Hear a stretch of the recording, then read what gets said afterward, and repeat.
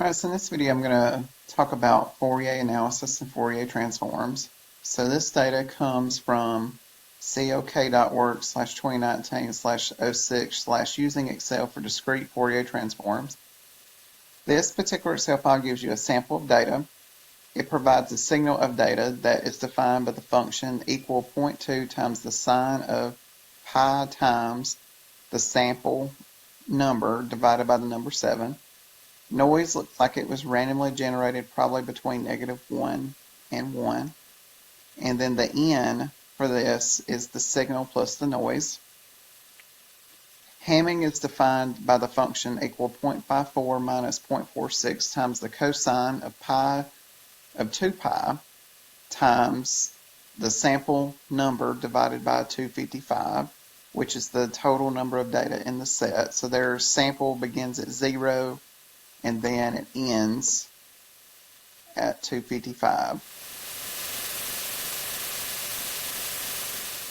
Okay, so then windowed n here, that is equal to the n times the Hamming function factor. DFT, that's the discrete Fourier transform. So in a separate sheet, what I did here to confirm is I took the data and I input the range A1 to A256, and this way I did it. There were no labels in the first row, and then I output it in the B1. So what you're getting here, you're getting numbers, and then sometimes they're added by a complex number. That's what that I is at the end. So it's in the form A plus BI.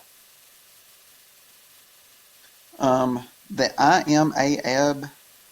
IMABS function, this will just give you the magnitude of that particular function. That's just going to give you, excuse me, let me click on this, the IMABS. So this returns the absolute value modulus of a complex number. So like clicking on this one for, yeah, so that gives you those magnitudes there.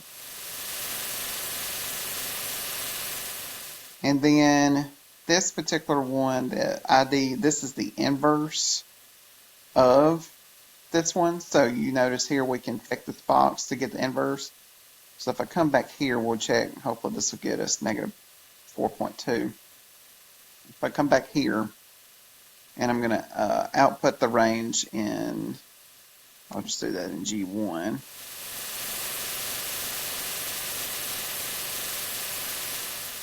I want the inverse. So that should be like that -4.2 number. Let's see. Interesting. So they may have done it. Trying to recreate this particular spreadsheet has been interesting, but what they may have done here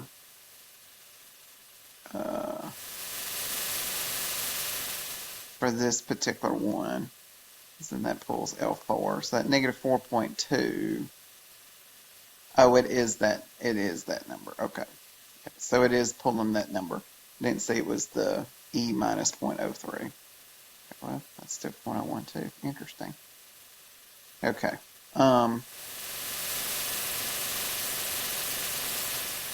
Yeah. All right. Anyway, looking through this. So then they have another function in this particular worksheet equal IMREAL of the inverse discrete Fourier transform of the discrete Fourier transform, which is supposed to be of this. That might be the, okay. Let's change this to B.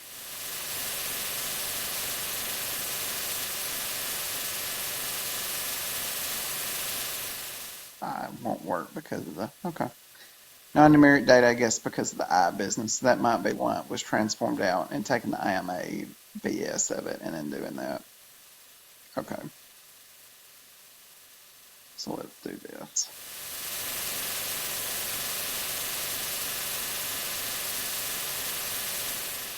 I'll paste the just values and try that one more time.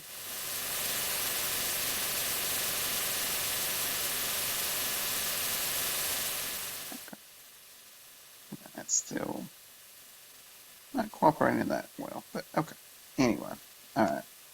So the IMREAL function, this is going to give you the real coefficient of the complex number. And then here's the DFT of the DFT.